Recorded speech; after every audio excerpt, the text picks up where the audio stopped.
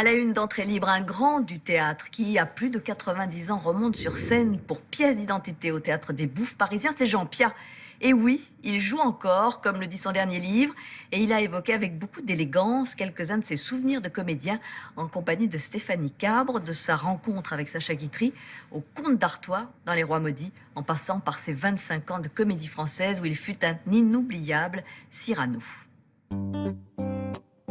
Rendez-vous avec le comédien Jean Piat dans son appartement parisien. Il est à l'affiche de pièces d'identité, une balade savoureuse dans sa longue carrière. Jean Piat, 91 ans, disque dur du théâtre français. Hop, les 3 coups. Levé de rideau, merci. Alors, on attaque Monsieur Jean Piat, plus de 70 ans sur les planches, dont 25 ans à la Comédie Française. Don César de Ruy Blas, Cyrano, Figaro et j'en passe. Il les a tous joués. À la télé, il était le sexy Robert d'Artois dans Les Rois Maudits en 72. Il suffit que Monseigneur de Valois et moi-même l'ayons vu. Notre témoignage vaut devant tout le royaume. Allez, séquence souvenir. Non, c'était une très grosse réussite, avec le sentiment très tôt qu'on faisait quelque chose d'important. C'était la révélation, au fond, d'un instant historique qui s'appelle le Moyen-Âge, toutes les rudesses du Moyen-Âge, mais aussi la gloire que chacun en retirait, etc., l'attitude des êtres. Robert d'Artois, un peu le Jon Snow de Game of Thrones de l'époque. D'ailleurs, l'auteur George R.R. Martin avoue s'être inspiré des romans de Maurice Druon. Jean Piat, Game of Thrones, vous connaissez? Oui, bien sûr, c'est exactement la même chose. D'ailleurs, je crois que le réalisateur de cette série américaine a parlé de cette référence des Rois Maudits. Et au théâtre, le personnage qui l'a le plus marqué? Je n'ai pas de camp, la belle affaire. Il m'en restait un seul d'une très vieille paire, lequel m'était d'ailleurs encore fort importun. Je l'ai laissé dans la figure de quelqu'un. Oui, je peux vous jurer que j'ai pas joué ça depuis très longtemps. Jouer Cyrano, c'est un 5000 mètres.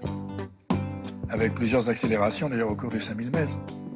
Donc si vous n'êtes pas en condition physique, c'est fâcheux. C'est au détriment de votre production et votre présentation du personnage. Ça, c'est Cyrano et c'est ce fameux geste qui un jour fait que mon nez a bougé. Je me suis accroché le nez avec ma main parce que j'avais été imprudent. Figurant pensionnaire sociétaire aux Français pendant 25 ans, très peu de cinéma. Est-ce qu'il a des regrets? Je regrette de ne pas avoir eu au cinéma au moins un très grand rôle. Mais le vedettariat, ça ne m'inquiète pas beaucoup. Moi, j'ai failli tourner un film qui a été un très grand retentissement. C'est Casque d'Or. J'avais eu un contact extrêmement chaleureux de la part de Jacques Becker, qui était un des très grands metteurs en scène français. Et j'ai pas eu le congé pour aller tourner mon Casque d'Or. C'est dommage, mais enfin c'est comme ça. Dans la carrière de Jean Piat, il y a un homme qui a compté énormément, c'est Sacha Guitry, rencontré en 1948. Il lui a d'ailleurs consacré un spectacle. Quand je suis né, j'étais extrêmement rouge.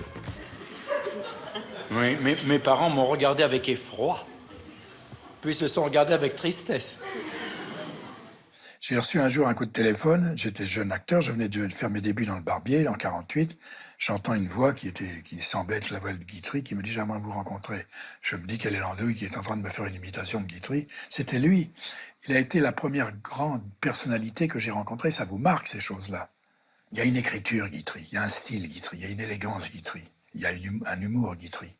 Le médecin qui s'approche de lui, qui lui dit « Sacha, écoutez, parce que Sacha fumait 60 cigarettes par jour. » Sacha, il faut tout de même que je vous parle cigarette. Il lui répond, non, ne me demandez pas de fumer davantage, ce n'est pas possible. Bon, tout ça, ça sortait comme ça. C'était pas étudié, mais son écriture est très élégante. Fringant nonagénaire, Jean Piat, pièce d'identité est une libre adaptation par Stéphane Hillel de son dernier livre, et oui, comme quoi, il joue encore. Ce que j'ai entendu souvent quand j'étais au Théâtre Français, c'était, vous jouez quoi en ce moment? Puis les années ont passé, je suis sorti de français, et on m'a dit, vous jouez toujours? Parce que, bon, j'étais pas dans l'actualité pendant un certain temps. Et maintenant, c'est, vous jouez encore? Et il y a dans le encore une espèce de stupeur, presque une inquiétude maternelle, si vous voulez. Alors c'est pour ça que je me suis dit, je vais faire un spectacle qui explique pourquoi je joue encore. C'est pas du tout pour mourir en scène.